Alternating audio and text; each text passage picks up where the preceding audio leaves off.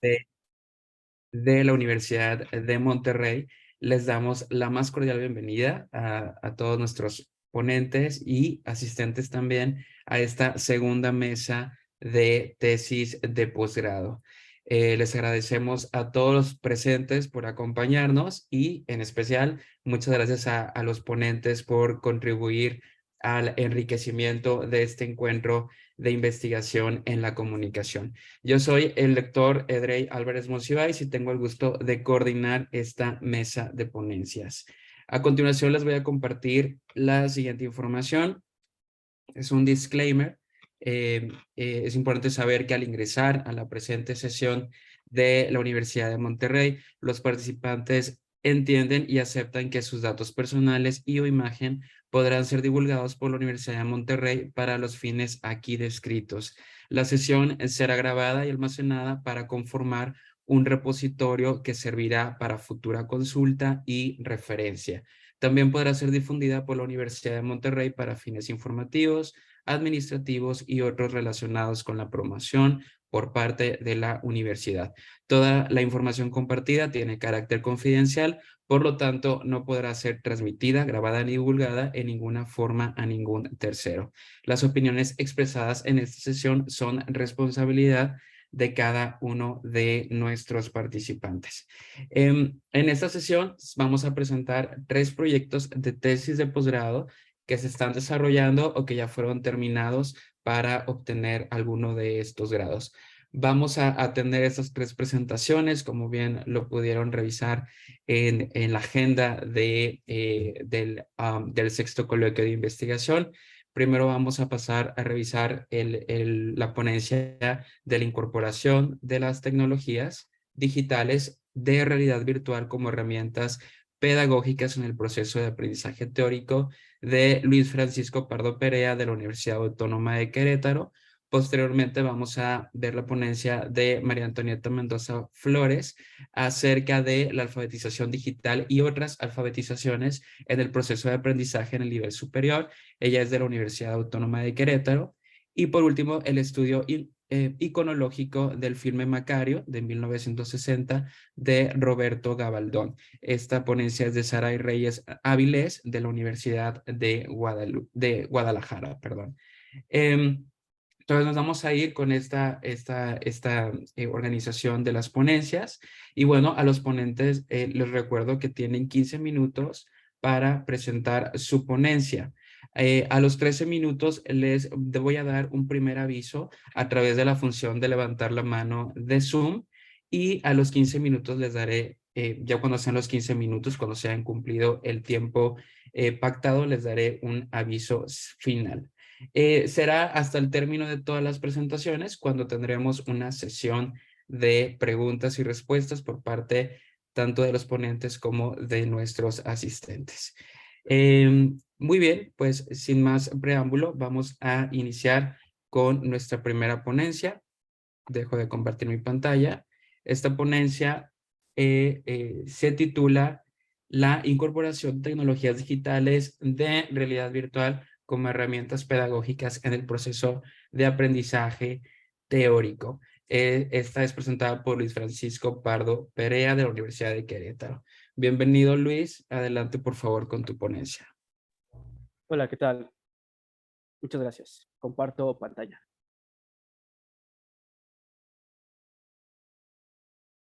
Hola, ¿qué tal a todos y todas? Mi nombre es Luis Pardo y voy a presentarles algunos avances y hallazgos preliminares de mi tesis, el cual es un estudio que versa en la educomunicación. Y en esta tesis comparé métodos pedagógicos conservadores frente a nuevas pedagogías.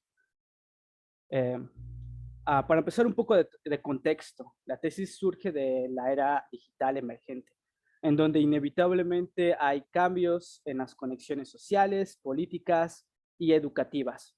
Particularmente en este sector, en el sector educativo, se empiezan a enfrentar a desafíos significativos para poderse adaptar a las necesidades que surgen de la era digital.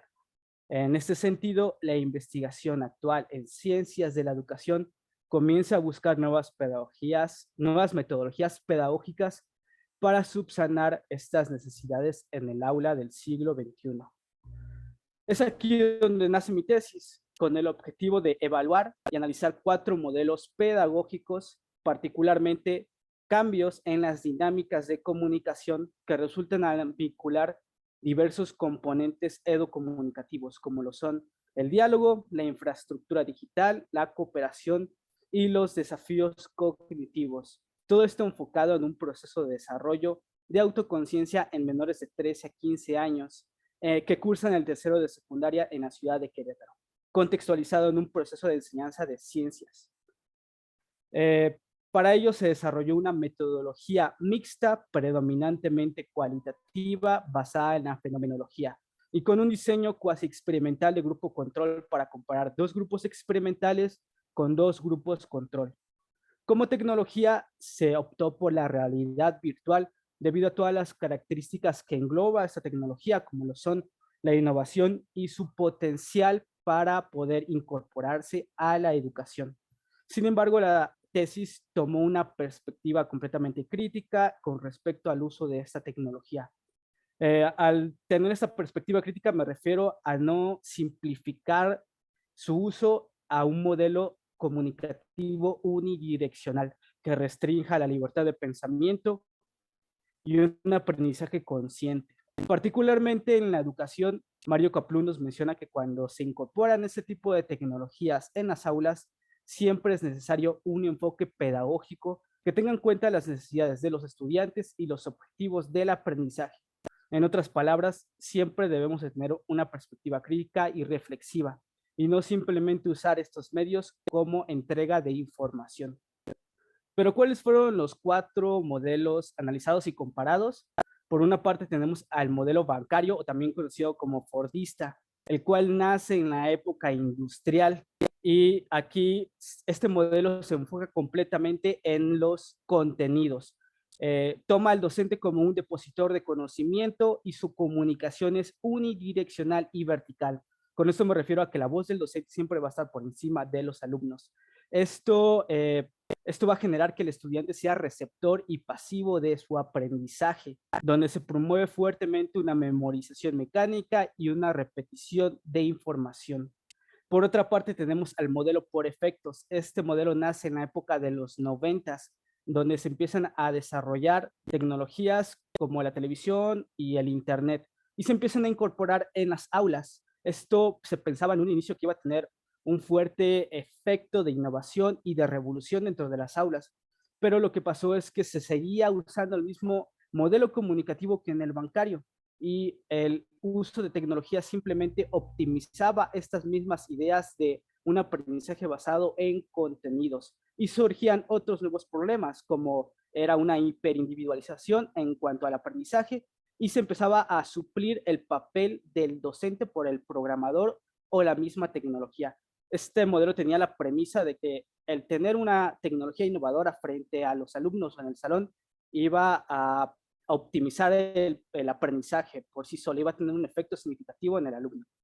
Por otra parte, tenemos al modelo transformador o también conocido como liberador. Este nace completamente de las ideas de Paulo Freire y es desarrollado posteriormente por Mario Kaplun. Aquí se hace énfasis en el proceso y no en los contenidos. Aquí los alumnos son activos en su propio aprendizaje y en una transformación social. Elementos estimulantes como la experiencia y el diálogo son esenciales para que el aprendizaje se construya de una manera participativa, colaborativa y siempre con una perspectiva crítica. Eh, por último, tenemos al modelo ecológico. Este es un modelo, una propuesta completamente de la tesis y surge de una perspectiva de los sistemas dinámicos. En este modelo se retoman todos los elementos del modelo transformador como el diálogo, la cooperación, la crítica y la reflexión, pero se incorpora a la tecnología con una perspectiva innovadora y crítica. Con esto me refiero a que la tecnología va a ser un agente más de este proceso dinámico y va a ayudar a expandir las posibilidades del aprendizaje. Esto significa que la tecnología no va a estar exenta de sufrir cambios o modificaciones dentro de este proceso. No es un agente pasivo y se va a usar para los fines del proceso. Otra característica de este modelo es que se toman en cuenta los aspectos biológicos como las emociones y las cogniciones y los aspectos socioculturales, los cuales van a estar en retroalimentación constante. Y por último, siempre se va a tener una metodología horizontal y experiencial. A esto me refiero que tanto la voz del alumno como la del docente estarán en la misma línea y el docente será un guía o facilitador en donde va a tomar todos esos elementos para generar un ambiente estimulante y ayudar al proceso de aprendizaje. Una vez dicho esto, voy a mencionarles cómo fue el proceso de aplicación de cada uno de los modelos y su análisis para algunos hallazgos preliminares. Principalmente se tenía planeado que el modelo bancario se impartiera, yo lo impartiera mediante un taller. Sin embargo, se aprovechó la oportunidad de poder entrar a una clase en una escuela secundaria pública en la ciudad de Querétaro. La clase fue de matemáticas y cuando se entró a la clase, realmente y honestamente yo iba con una mente abierta y sin prejuicios, pensando que la clase no podía ser completamente bancaria, que probablemente el profesor ya estaría usando otros métodos pedagógicos y ya no sería de este estilo. Pero para la sorpresa cumplió con todas las características, ya que la dinámica simplemente fue que el profesor explicaba conceptos, los anotaba en el pizarrón y los alumnos los copiaban en su libreta. Así fue durante una hora, lo que duró la clase. Como hallazgos preliminares de este modelo, fue que a pesar de que los alumnos se sentían cómodos con este modelo de aprendizaje, cuando se les preguntaba y se les indagaba sobre cómo aplicar el conocimiento y la información en un contexto real o usarlo para resolver un problema inmediato en sus vidas, sus respuestas carecían completamente de una comprensión, una lógica y una creatividad. No comprendían lo que habían aplicado en clase, simplemente habían retenido los conceptos. Por otra parte, también hubo alumnos que mencionaron que se sentían aburridos y que sentían que sí era necesario que se cambiara un poco la dinámica para que sus clases fueran un poco más, los engancharan más.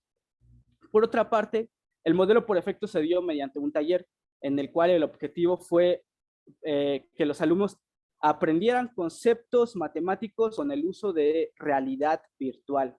En este caso, los alumnos sí se sintieron motivados, les llamó muchísimo la atención este modelo, pero de igual manera, cuando se les indagó cómo aplicar estos conceptos en un escenario real, en un problema real, un problema contextual, sus respuestas carecieron completamente de una profundización en ello.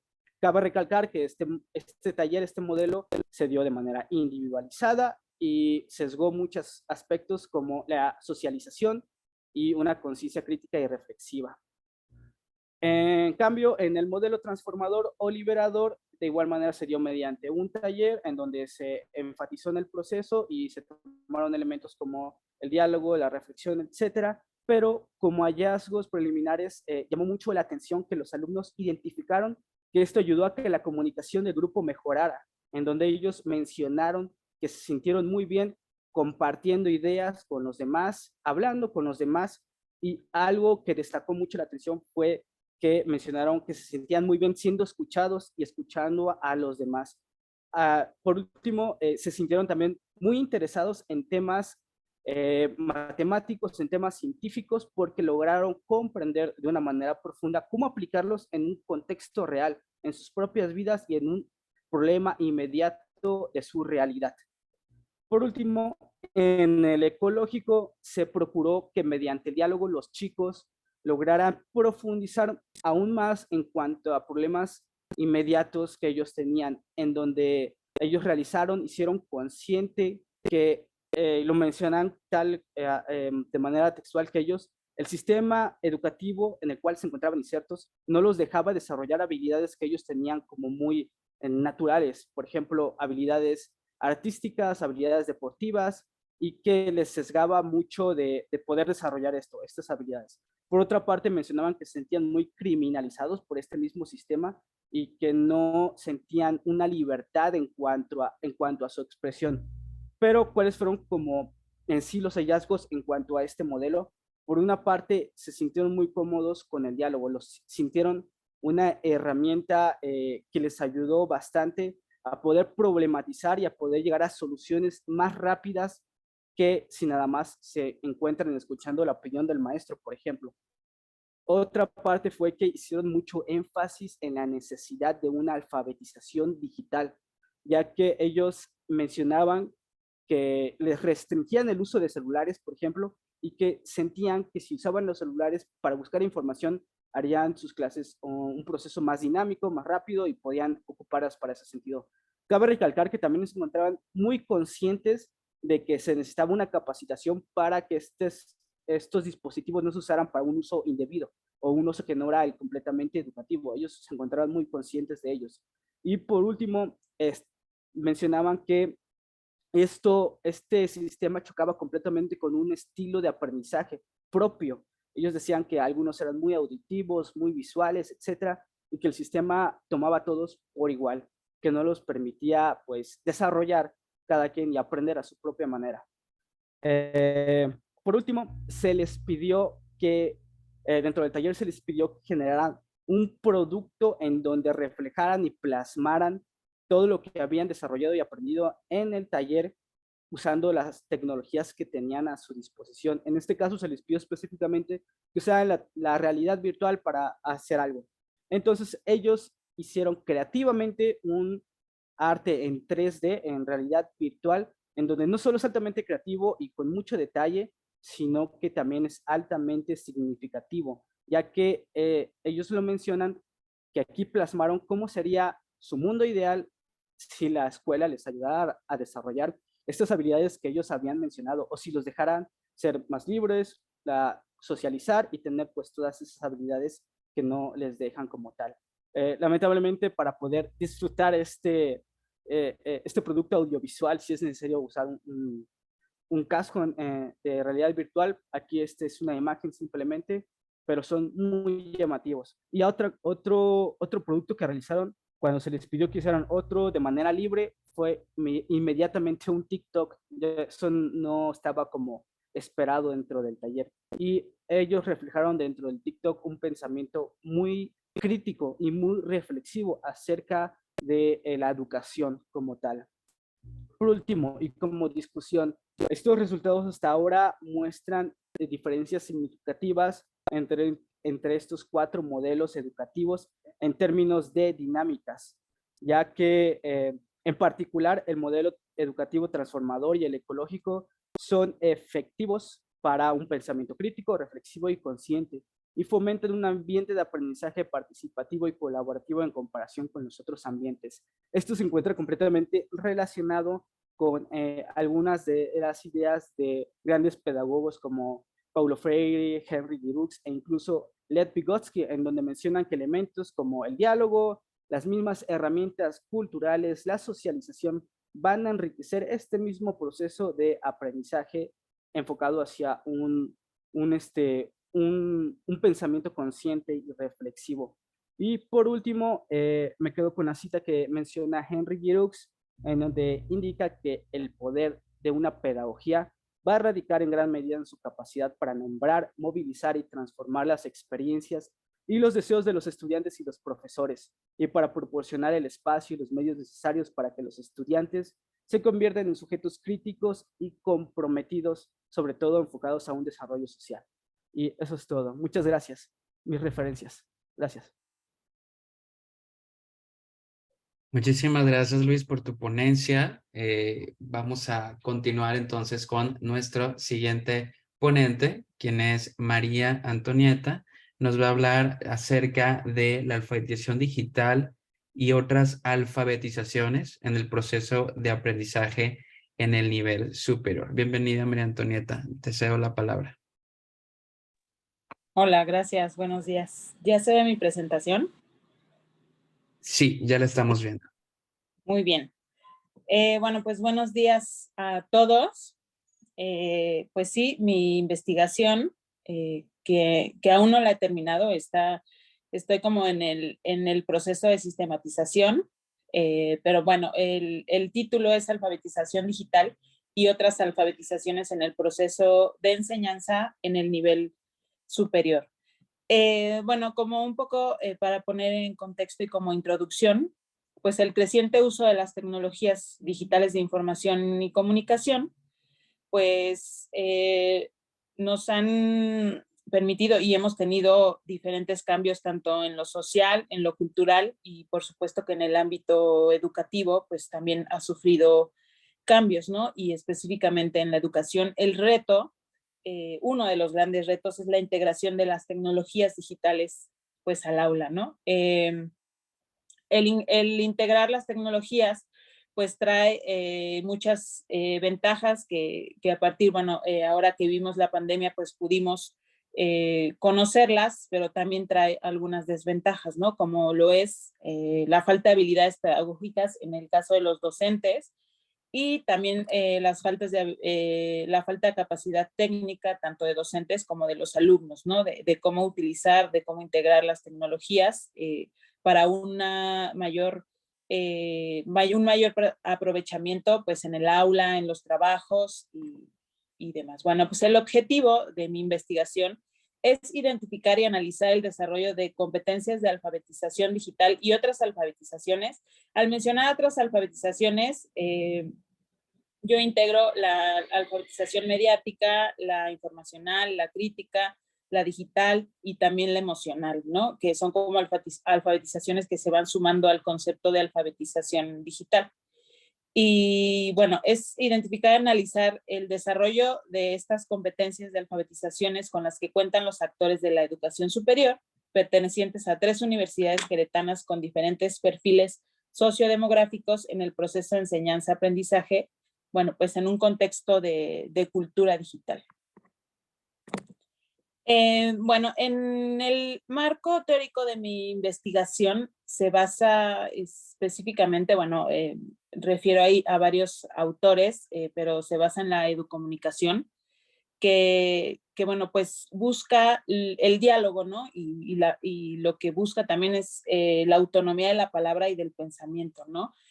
Al tiempo que lo que quiere es integrar y desarrollar proyectos culturales que faciliten tal acción comunicativa, pues en todos los participantes de diferentes espacios educativos, ¿no? Pues la educomunicación parece una apuesta pues integradora a partir del uso de las tecnologías y los medios digitales, ya que su práctica pues podría ayudar a que la utilidad de estas herramientas de la cultura digital pues sea más participativa, sea más incluyente, además de, como lo dije hace un momento, invita al diálogo como una forma de construcción de conocimiento, ¿no?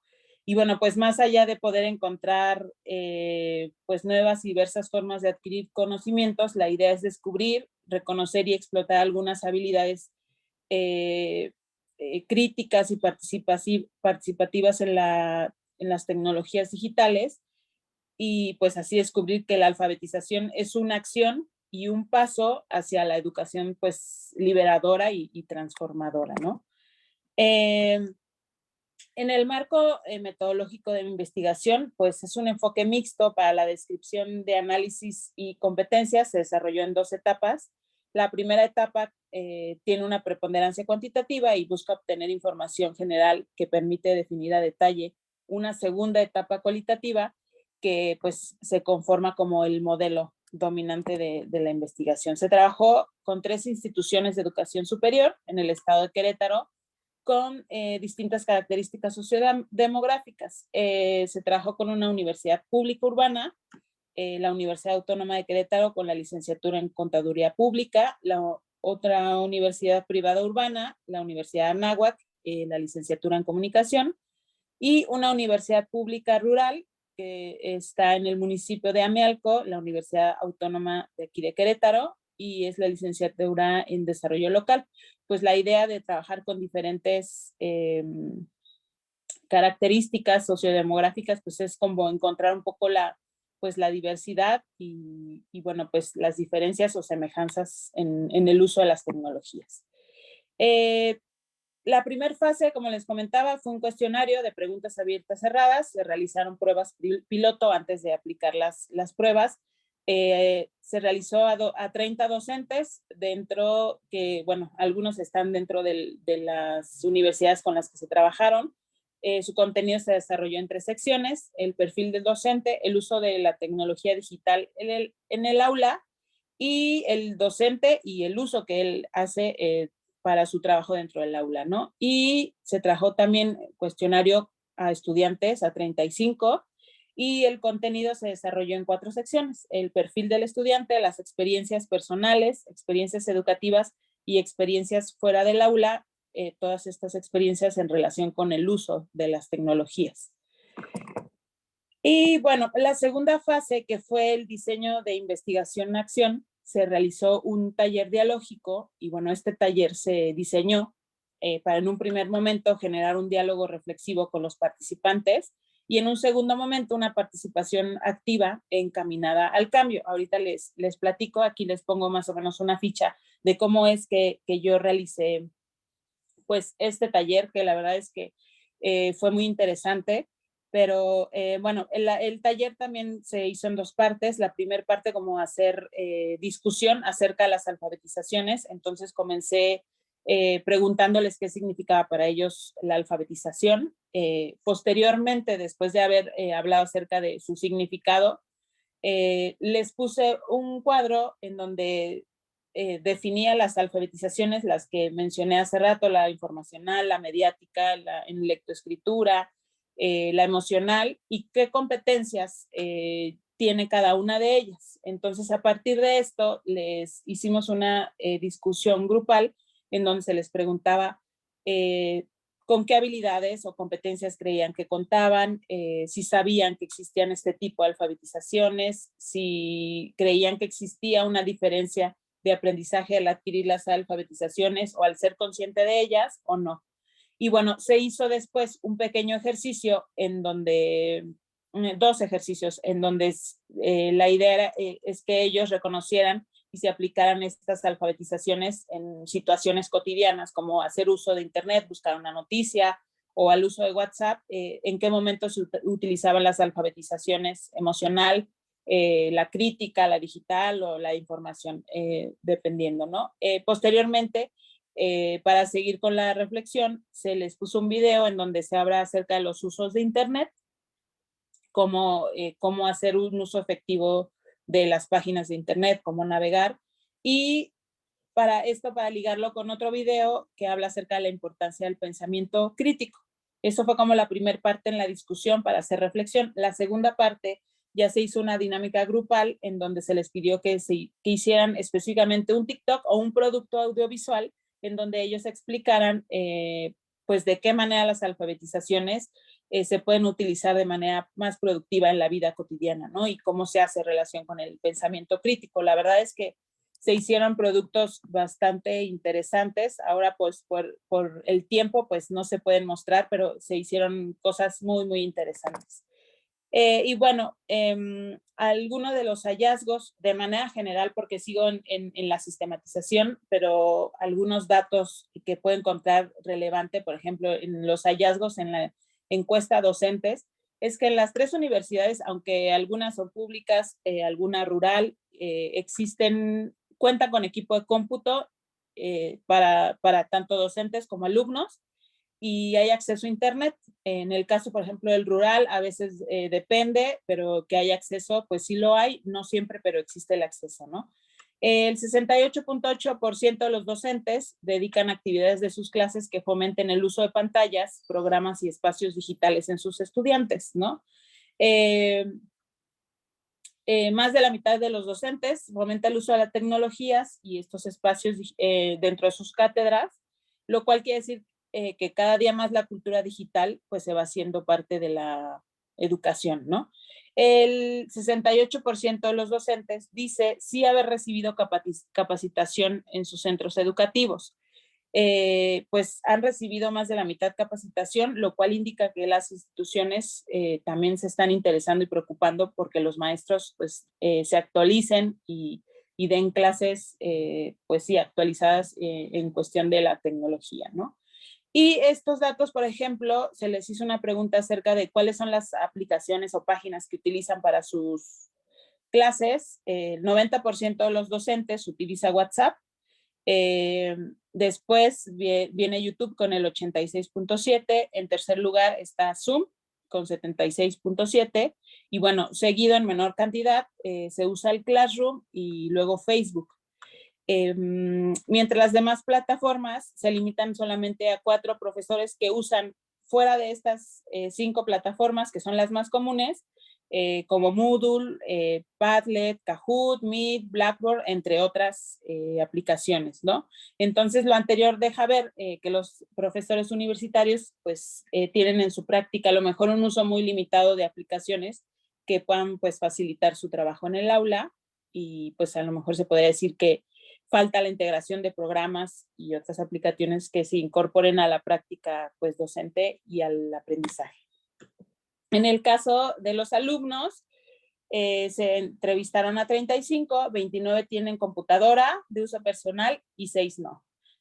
Más del 90% de los estudiantes utiliza su celular para realizar tarea. Casi todos, solamente 2 de los 35 encuestados no cuentan con celular.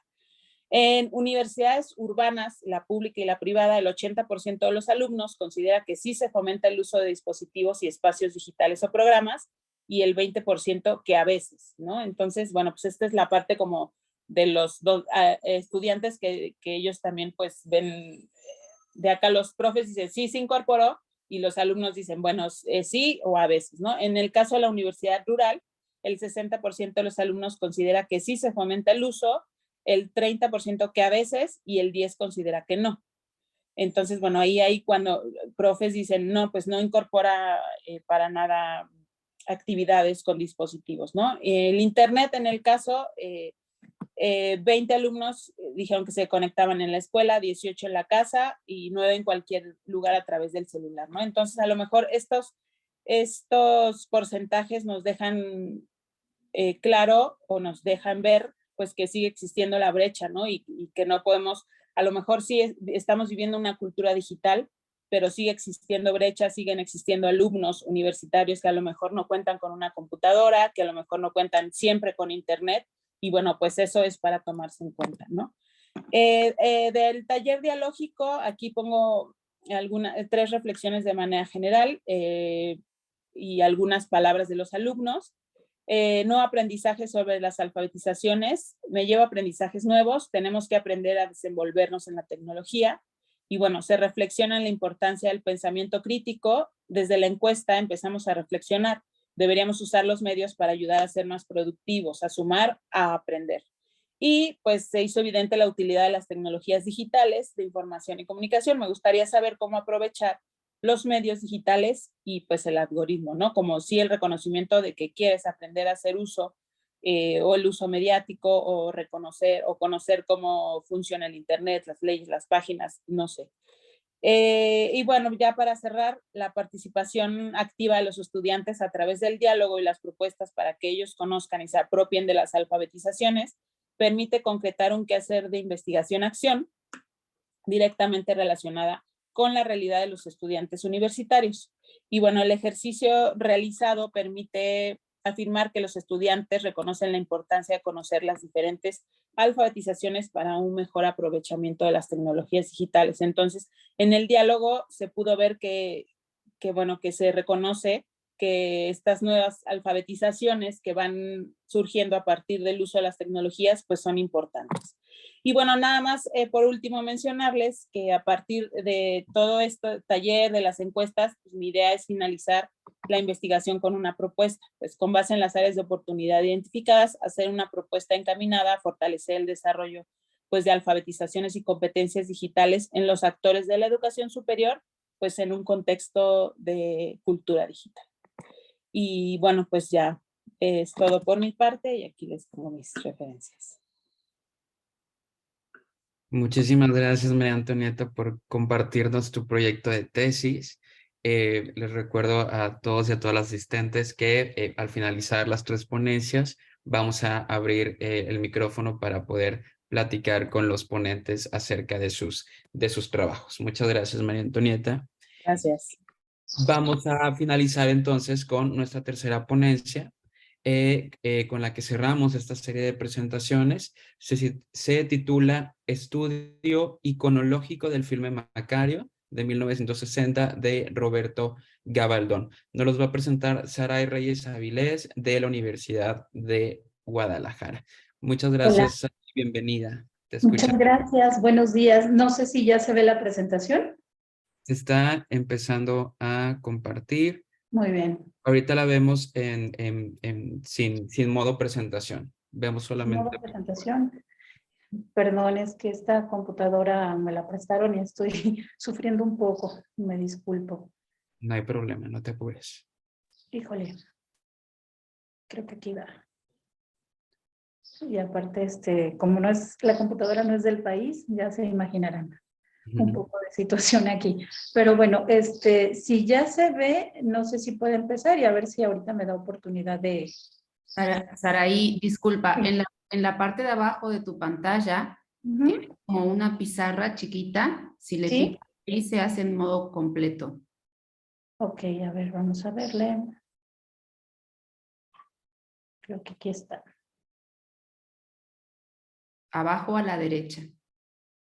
Por ahí del 73%, tienes una barrita y luego al lado tienes ese iconito pequeño de pizarra. Es que ahora lo mismo lo que veo en la presentación, no los veo ni a ustedes, no alcanzo a ver Esta es la cuestión. A ver, me dice que sí. Bueno, creo que ya los iconos se fueron para arriba. Me dice que si quiero compartir pantalla. Aquí está. Share. Sí. Listo. Se supone que ya, ¿verdad? Se debe de estar cargando. A lo mejor internet está un poquito lento. Probablemente. Bueno, si me permiten, no sé si pudiéramos empezar para Sí. no robarles más tiempo. Bien, mi propuesta se trata de un estudio cronológico del filme Macario de Roberto Gabaldón, la película de 1960, esta que ha sido tan multipremiada y últimamente muy recordada, dado el sensible fallecimiento del actor que la protagonizó. Él falleció apenas en el mes de marzo. Entonces, estoy haciendo una propuesta de estudio iconológico a partir de la metodología de Erwin Panofsky. Soy postdoctorante de la Universidad de Guadalajara y bueno, pues este es el estudio que les trato de presentar el día de hoy. Me da mucha pena que creo que sigue sin poderse compartir. A ver. Bueno, ya me está la Está opción. viendo, ¿eh? Se ve. ¿Se ve? ¿Sí se ve? Sí, sí se ve. Estamos en la primera, en la portada, digamos, en tu primera. Bueno, muy bien. Entonces, avanzamos. Macario es un filme que se realizó en México, específicamente se graba en el estado de Guerrero, en el año de 1960. Es la primera película mexicana nominada al Oscar como mejor película extranjera por la Academia en 1961. Lamentablemente no gana, pero esta es la primera nominación para México en esta categoría. Bien, ¿de dónde viene este filme? El guión de Macario es una adaptación de la novela homónima del escritor alemán asentado en México, Otto Feiren, bajo el seudónimo de Betraven, cuya obra a la vez está inspirada en El ahijado de la muerte de los hermanos Grimm. Es decir, esta novela ya constituye un material intertextual. ¿Qué es lo importante, lo novedoso que tiene este filme? Bueno, pues que esta película ya retoma elementos de nuestra cultura mexicana a partir de lo que ya se conoce como el material intertextual de los hermanos Grimm y después de Otto Traven. Macario manifiesta el sincretismo de creencias religiosas y sobre la naturaleza, donde... Ahí no Sí. se está viendo, se dejó de compartir. ¡Ay, qué pena! Ver. No sé si soy yo o Edrey, ¿tú estás viendo la presentación? No, tampoco lo estoy viendo. ¡Ay, qué pena! Perdón, de verdad que no. No te preocupes, estamos Me bien. apena bastante Creo. porque, bueno, no quiero interrumpir también que va todo y que esta presentación no salga, es un poco penoso. A ver, va otra vez.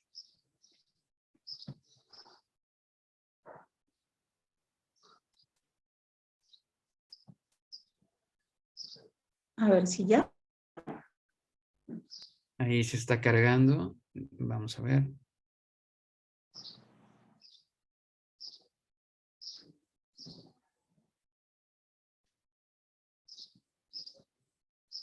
Ok. Sí, estamos viendo aquí la presentación en la cuarta filmina. Muy bien. Bueno, pues como les decía, este es un filme que manifiesta un sincretismo religioso a partir de las creencias sobre la naturaleza y elementos religiosos, no solamente de carácter social, sino también antropológico. elementos que han sido presentados a nuestra cultura a través de la religión católica y muchos de ellos afectados también por la humanización que se le da a la divinidad. Aquí, por ejemplo, la muerte tiene una personificación, se le quita el hecho de que es un suceso, que es un evento, que es un hecho, sino que se le da una personificación. Al igual que a partir de la escatología católica se conocen figuras divinas como la figura de Dios Padre y la figura del demonio. Entonces, se presentan aquí. Siendo un material intertextual, como comentaba hace un momento, bueno, pues se retoma desde la idea de los Grimm. Los Grimm, al primer personaje que presentan en línea de tiempo es al demonio. En esta ocasión se presenta primero a Dios, después al demonio y después a la muerte. Finalmente, la muerte se convierte en un elemento importante. Se convierte en una figura alegórica que se le presentan a un leñador humilde, un leñador pobre que tiene la disyuntiva de por fin tener la posibilidad de tener un alimento para sí solo.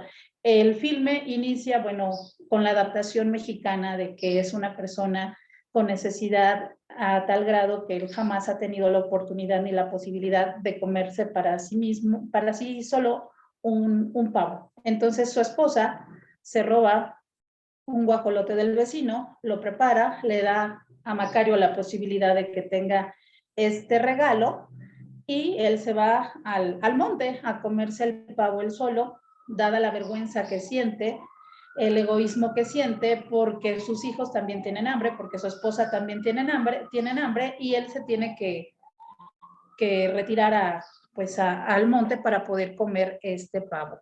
Ahí es donde vienen las pruebas, donde empieza a tener tintes morales, donde empieza a tener la situación de elegir entre el bien y el mal, presentándose primero la figura, como decíamos, de Dios, después del demonio, y que vamos a ir analizando a través de la iconología, los elementos que cada uno tiene, para ver cómo son representados, asimilados por la cultura mexicana de 1960.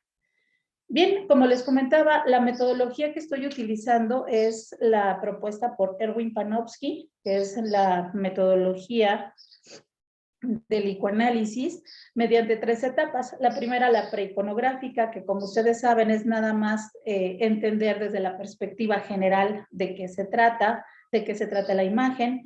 Después la iconografía, que ya da un poco más de elementos explicativos. Y por último la iconológica, que es la que integra la correlación de los elementos visuales y técnicos de la cultura, así como la asimilación por completo de la producción, tanto de la gente que produce como del receptor, cómo lo recibe. Bien, Macario pertenece a un género dramático, fantástico y mitológico.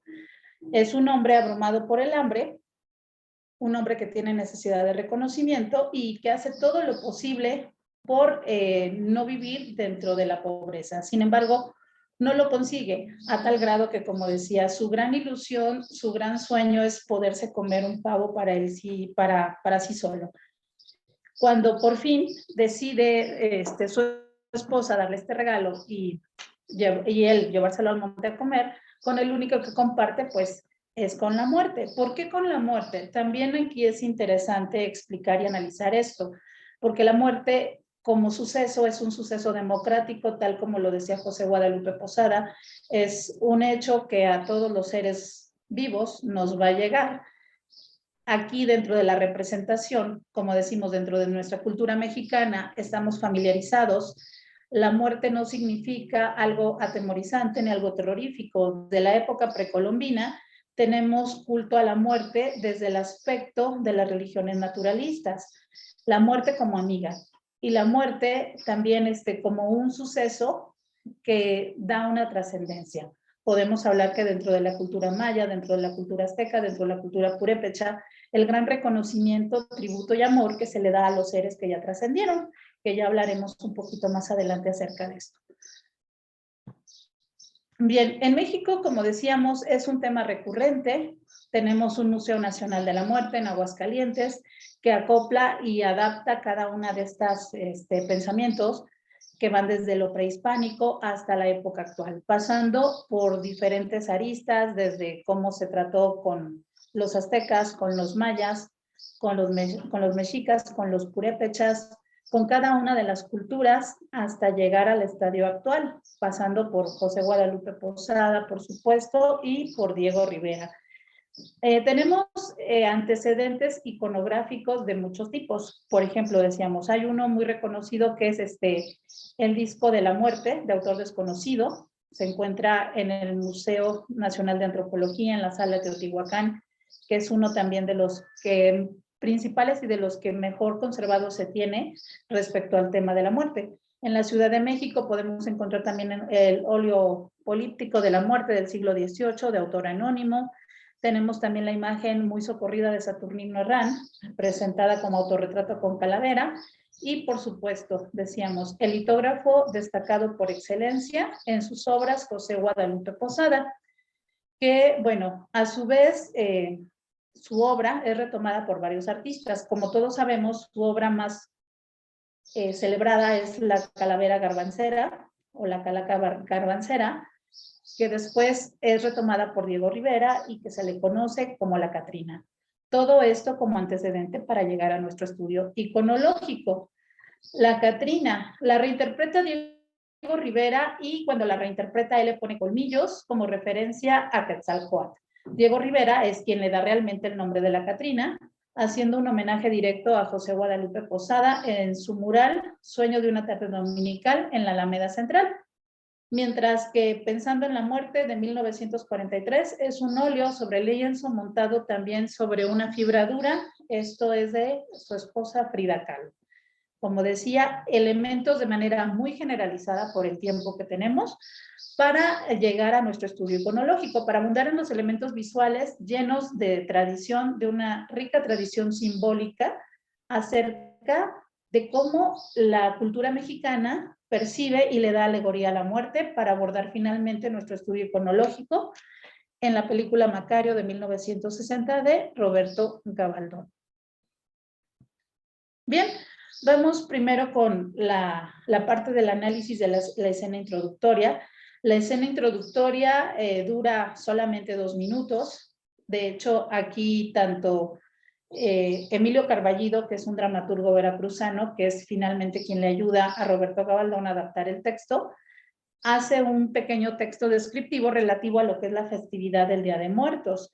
Durante la primera escena se pone de relieve también el campanario de la iglesia de Santa Prisca, en Taxco, Guerrero, poniendo como relevancia, bueno, pues el estilo barroco y churrigueresco que tiene esta iglesia, y que también es importante connotar que dentro de esta iglesia hay una nave que está dedicada al culto de las ánimas del purgatorio, que para la escatología católica es uno de los 3 estadios después de la muerte. Para la escatología católica, las 3 realidades finales serían cielo, infierno y purgatorio. Entonces, dentro de esta nave existe un culto dedicado a las ánimas del purgatorio, a las ánimas que todavía no han purificado sus pecados completamente y antes de acceder al estadio del cielo tienen que pasar por un periodo de purga. Entonces, este recinto tiene un espacio dedicado a este culto. Y todo esto, bueno, cabe ponerlo de relevancia como parte del culto también que se tiene a la muerte, como este sincretismo y esta fusión que se tiene de la adoración que se tenía en épocas prehispánicas a la muerte y después cómo se asimilan los elementos de la religión católica a través de estos cultos. Podemos apreciar también que aquí hay indicativos de tiempo y de lugar. La alegoría de la muerte tiene una connotación muy especial a partir de lo que decíamos del sincretismo religioso mesoamericano y la religión católica. En esta escena introductoria también hay que poner de relevancia la presencia de juguetes y comida. ¿Por qué los juguetes? Porque los juguetes finalmente son un vehículo de la cultura, son un vehículo por el cual los niños aprenden y adquieren conocimientos y habilidades sociales. Macario es padre de 6 niños pequeñitos, entonces al inicio, ya veremos un poquito más adelante, hay calaveras de papel maché, que son las que ponen como parte de los elementos de adorno para empezar a dar los créditos. Y la comida, que es un tema también muy importante para la cultura mexicana. no nada más para hablar del culto a los muertos, sino en general la gastronomía de México, una de las más relevantes a nivel mundial, pero también parte importante en la celebración del Día de Muertos. Celebración que, pues como ustedes saben, se les ponen ofrendas con alimentos a los difuntos. La comida favorita, misma que debe de incluir necesariamente el pan, porque por tradición dentro de la cultura mexicana, el pan es pieza fundamental de nuestra gastronomía. Antes, bueno, según el Instituto Nacional de Pueblos Indígenas, desde la época prehispánica se producen los papatloacali, que es el pan de mariposa, que sería el exclusivo de la festividad de Día de Muertos, y es un antecedente directo de nuestro pan de muerto. El pan de muerto que también se acultura, se asimila de acuerdo a la época, de acuerdo a los ingredientes, ahora ya lo tenemos hasta gluten free. Entonces, en tiempos precolombinos, obviamente era todo de manera mucho más sencilla, mucho más dirigida a lo que era la festividad de recibir al alma que venía a visitar a sus seres queridos desde el más allá. Ahí está el pan. Bien, como decíamos, en la primera escena de Macario hay una transición del campanario de la iglesia de Santa Prisca para aparecer en los encuadres de los esqueletos en papel maché. Esto como a manera de juguetes. El primero que aparece es un charro. Aparece el primer crédito con un charro y es para el actor Ignacio López Tarso, en lo cual no es casualidad también de que el primer esqueleto que aparezca sea un charro, porque todos sabemos que dentro de la colectividad nacional e internacional se acepta la figura del charro como la gallarda presencia de la masculinidad mexicana, al menos en el tiempo en el que se realizan las películas. Dentro de la época del cine de oro de México y pocos años después todavía es aceptado así. Algo similar a lo que había sido el cowboy dentro de la cultura norteamericana. Bien, así es como se da la representación del inicio de Macario. Después las campanas... Saray, disculpa, estamos sobre el tiempo, entonces si podemos ir concluyendo la ponencia, por favor. Sí, claro que sí, claro que sí. Las campanas de la iglesia de Santa Prisca siguen anunciando una ceremonia importante. ¿Esto porque? Bueno, tienen un repique de solemnidad y esa solemnidad anuncia una procesión. En esta procesión es importante recalcar que no se hace culto a ninguna divinidad católica, pese a que están pasando frente a la iglesia. Lo que pasa es una calaca coronada. Viene ella como la representación de lo más importante, de lo más imponente, y detrás de ella vienen unas mujeres vestidas de negro que recuerdan a las plañideras, a las mujeres que llevaban para que llorasen. La muerte triunfante o la muerte coronada no es un tema nuevo, a pesar de que en la actualidad, bueno, se hace mucha referencia a la Santa Muerte, no es un tema nuevo, es un tema que viene desde Europa también. Podemos encontrar aquí una representación de la muerte coronada como muerte vencedora en Alemania. Hay otras muestras como Vanitas con calavera, la muerte coronada. Y bien, pues ya casi finalizando, de acuerdo con la metodología de Panofsky, la precroinografía muestra de manera general la celebración del Día de Muertos, la iconográfica, los elementos descriptivos que hacen Emilio Carballido y Roberto Gabaldón, y por último, la última etapa, la iconológica, permite advertir que el Día de Muertos es un sincretismo religioso y cultural que desde la humanidad ha tomado conciencia. Es un tema que va desde lo metafísico y lo atemorizante hasta la concepción de un tema amistoso para tener una trascendencia. Macario, bueno, como decía, hace una personificación de estas deidades. A la muerte le quita el sentido de ser un hecho para darle una personalidad, para darle una personificación, y es la única que le da el trato de iguales. Hablábamos de la muerte coronada, acá vemos a una muerte con sombrero, o una muerte democrática, una muerte que se viste de manera muy similar al leñador con el cual se hace su amigo. Y bueno, pues me gustaría seguir ahondando en estos elementos, pero sé que se me acabó el tiempo y me disculpo por las fallas técnicas y muchas gracias por su atención. No hay ningún Gracias. problema, Saray. Muchísimas gracias a ti por compartirnos tu trabajo acerca de este filme de Macario. Y muy bien, bueno, vamos a continuar entonces con las preguntas que tengamos, ya sea entre los mismos ponentes o asistentes. Basta con levantar las manos y les cedo la palabra para dar su comentario. Aquí ya tengo levantada la mano de Nikita Chardin. Por favor, si gustas abrir tu micrófono. Muy bien, muchísimas gracias. Yo tengo una consulta, eh, una sugerencia y una pregunta. A ver, la primera pregunta es para María Antonieta Mendoza y para Luis Pardo, a quienes felicito por su excelente exposición. Mi consulta es, ¿existe política pública que promueva la capacitación en herramientas digitales a los docentes? Ahora, tengo una sugerencia para Antonieta Mendoza. Ella habló que tiene la intención de hacer una propuesta respecto de la investigación que está realizando, y a mí me parece excelente que lo pudiera canalizar y entregar al Ministerio de Educación para que lo puedan poner en práctica en todo el país y en otros países también, ¿no? Sí, yo estoy en Perú y me gustaría muchísimo también que se pueda aplicar en nuestro país. Y una consulta para la expositora Saray Reyes, ¿qué la motivó a elegir su tema de tesis? Muchísimas gracias por la oportunidad. Muchísimas gracias a ti, Nikita, por las preguntas y las observaciones. Si quieren, vamos en el orden de la exposición y empezamos con Luis Pardo. Sí, ¿qué tal? Gracias por la pregunta. Realmente se cortó un poco cuando mencionó lo de política. Si me pudiera repetir bien la primera pregunta. Sí, Por favor.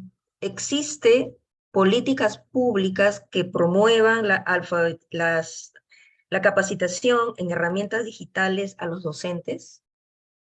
Ok, realmente no conozco si hay algún tipo de política pública que esté trabajando por este fomento y por el desarrollo en cuanto a capacitación de alfabetización digital a docentes. Sin embargo, actualmente en nuestro país, con el nuevo programa, el plan de estudios que acaba de desarrollar la SEP, se está incorporando una materia en el sector básico que es alfabetización digital o cultura digital, perdón. Sin embargo, estamos muy conscientes, sobre todo al menos dentro del sector en maestría, en cuanto a la cultura digital, que falta mucho trabajo aún por una capacitación en todos los sectores, porque como lo sabemos, la educación es un sistema con diferentes actores en constante dinamismo y trabajando en conjunto, y que la capacitación no solo debe abarcar, pues, obviamente al sector docente, sino también, pues, al sector administrativo y todos los demás que están involucrados para que sea lo más viable posible. Y sí, realmente, por ejemplo, en el trabajo de María Antonieta, en mi trabajo, en de otros compañeros que también estamos en la misma línea, estamos interesados para que nuestras tesis posteriormente puedan ser un parteaguas en cuanto al desarrollo de una política pública que sea viable en estos términos de capacitación, porque ya es un tema, como lo hemos visto, muy necesario en este preciso momento. Perfecto, muchas gracias, Perdón, Luis. Edrey, nada más un avisito. Si podemos, por favor, encender las cámaras para tomar una captura de pantalla, por favor, y que dejemos aquí la evidencia de que estamos. Luis Elías, Oscar, José, Leslie, Yasmín, Carlos, María Dolores.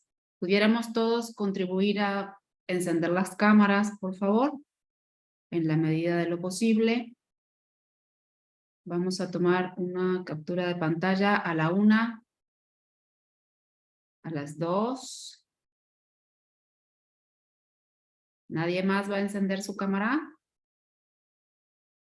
Bien. A las 3. Otra vez, vamos a tomar otra. Muchas gracias, Carlos. Listo, muchísimas gracias a todos. Gracias, Vicky, por la intervención. Vamos entonces a continuar con María Antonieta, que Nikita te había hecho esta pregunta y sugerencia. Sí, bueno, quisiera nada más sumar a lo que dice Luis, pues igual falta como mucho trabajo en cuestión de políticas públicas, ¿no? En cuestión de alfabetización. Sin embargo, hay algunos documentos, por ejemplo, la UNESCO, que hace un currículo justo de alfabetización mediática e informacional para profesores. Hay otros currículums en donde, bueno, pues puedes encontrar como información, ¿no? Para poder desarrollar. Era nada más como agregar un poco a lo que mencionaba Luis. Y bueno, pues con respecto a la propuesta que me haces o la recomendación, pues bueno, estaría padrísimo poder canalizarlo, ¿no? Y que pueda ser parte, pues justo, o lo que decían de generar alguna política pública y bueno, que este trabajo pues llegue hasta donde tenga que llegar, estaría muy padre que pues que se pueda integrar, ¿no? Pues mi propuesta va pues para la educación superior, que es donde yo me desarrollo, pero pues sí estaría muy padre y de verdad que voy a hacer lo posible para que llegue muy lejos esta propuesta. Gracias, María Antonieta. Y bueno, a Saray también tener una pregunta por ahí de qué fue lo que la motivó, ¿no? A realizar este análisis iconológico de Macario. Muchas gracias, gracias por la oportunidad.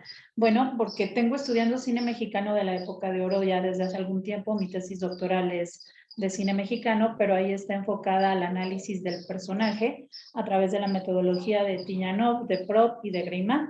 Pero ahí trabajé exclusivamente con un personaje en específico, que bueno, más bien con un actor en específico que fue Pedro Infante, y con el cómo estuvo relacionada la época cristera y por qué su máximo exponente como director, que es uno de los hermanos Rodríguez, que es Ismael Rodríguez, lo proyecta siendo hijo de cristeros y toda la ideología que basa a través de la guerra cristera y cómo la plasma y cómo adapta también la figura del charro como exponente máximo de la masculinidad mexicana. Entonces, por ahí empezó y ya ahora en el postdoctorado, bueno, pues me interesa analizar la alegoría de la muerte por la riqueza de elementos visuales, culturales y antropológicos que tenemos en toda Latinoamérica y cómo se fusiona a partir de la evangelización católica y cómo viene este sincretismo. Fue por eso.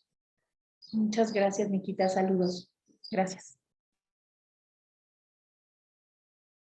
También tenemos una pregunta de Luis Elías. No sé si la quieres hacer con micrófono, Luis.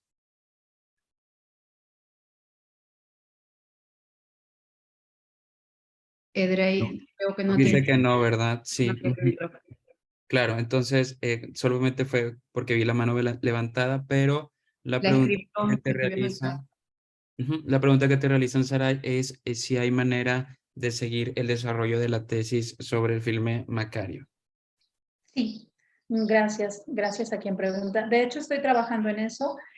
No es una tesis como tal, estoy buscando ahora publicaciones indexadas, pero sí, nada más pude hablar de la primera escena, pero sí lo voy trabajando por escenas. Así es que sí, muchas gracias.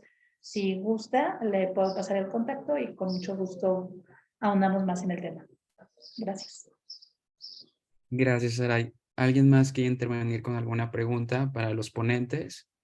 ¿Cómo vamos de tiempo, Edrey? ¿Todavía hay chance? Estamos bien, tenemos 8 minutos todavía. Perfecto, gracias, muy amable. Luis, ¿cómo estás? Muy buenos días. Hola, ¿qué tal? Muy buenos días. Ok, me gustó mucho tu trabajo, muy interesante. Y ahí va una pregunta, a ver qué tan difícil está. Sí, Esta, alcanzo. estas tecnologías, ¿las ves accesibles a, a una población, digamos, general, o serían más bien para parte muy específica, voy a usar una palabra terrible, para élites de la población? Gracias. Sí, claro. Aquí hay que matizar un poco en cuanto al desarrollo de esas tecnologías, porque bien, si podemos analizar, por ejemplo, cuando surgen tecnologías innovadoras en nuestro contexto histórico, siempre al principio son para este sector privilegiado que puede acceder a ellas debido a los costos y a la accesibilidad, etcétera. Pero no recuerdo cómo se llama esta teoría, pero conforme vamos progresando y vamos desarrollándonos tecnológicamente y científicamente, el acceso a estas tecnologías va siendo para todo el público. Los costos se van reduciendo y la manufactura se va produciendo en masa. Por ejemplo, mi tesis, cuando yo inicié hace 2 años con la tesis, el acceso a estas tecnologías, al menos tan solo para mí, sí seguía siendo un poco complicado en cuestiones, por ejemplo, de costos y del mismo equipo como tal, porque era una tecnología que estaba siendo un poco innovadora y que estaba surgiendo y todo esto. Pero al día de hoy los costos se han reducido bastante, considerablemente, y ya empiezo a verlas por todos lados en otro tipo de lugares. Lo mismo ha sucedido con todos, con el celular, por ejemplo, cuando recordamos al principio cuando surgió el celular era para empresarios, era para personas que podían pagar el plan, que podían pagar todo eso, pero hoy en día todo el mundo cuenta con un dispositivo celular. Entonces, si seguimos esta misma lógica, esta misma teoría, probablemente en unos años esto vaya a estar accesible para todo público. Es por eso que se busca explorar de una vez el uso que le podemos dar en cuanto a la educación para que exista ya un referente cuando la educación se empiece ya realmente a interesar o quiera ya incorporarlo, buscar las formas de poder hacerlo. Por ejemplo, en algunos lugares ya en países desarrollados, primermundistas, si queremos llamar así, ya están utilizando en educación básica estos lugares. Ya hay espacios donde hay un montón de equipo y donde se está ocupando todo esto.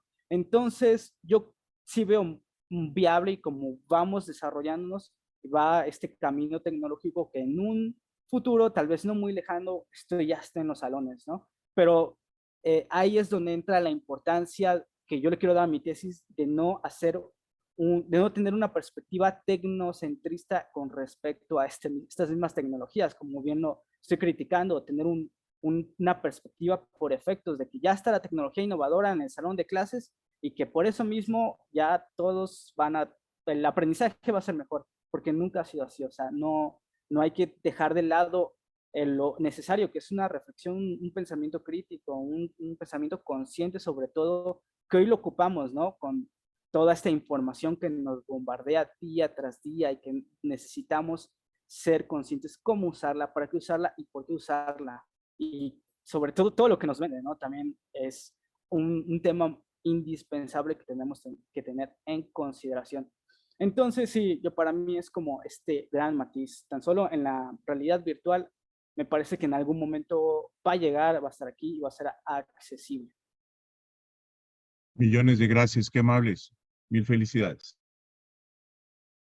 Muchas gracias. Gracias a usted. Muchas gracias a Alfonso y a Luis. No sé si alguien tenga alguna otra pregunta. Aquí Oscar Reinaldo Yupanqui nos dice que los 3 trabajos de investigación tienen consistencia teórica, metodológica y argumental, y que felicita a todos los disertantes, ¿no? Lo cual yo también estoy de acuerdo, ¿no? Con la manera en la que estructuran sus trabajos, que se nota, ¿no? La consistencia teórica a la aproximación metodológica y lo que va de sus hallazgos. No sé si alguien tenga alguna otra duda. Yo nada más un comentario para todos, Edrey.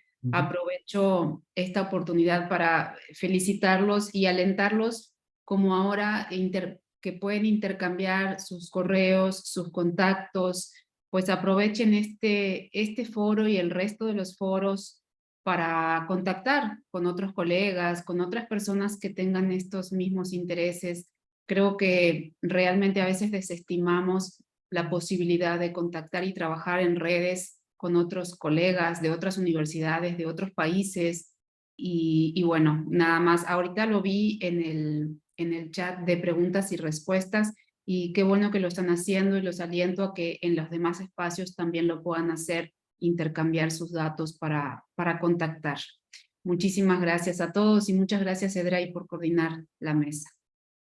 No, muchísimas gracias a ustedes, muchas gracias por sus presentaciones y pues bueno, con esto terminamos la mesa del día de hoy, de mesa de tesis de posgrado. Les invitamos a continuar con las demás mesas y pues a nombre de los que realizaron este coloquio del Departamento de Cine y Comunicación de la Escuela de Educación y Humanidades de la Universidad de Monterrey, agradecemos a todos su presencia y participación en esta mesa. Muchísimas gracias y seguimos en contacto. Muchas Pues gracias. gracias. Buen día, Gracias. saludos. Gracias. Buen día.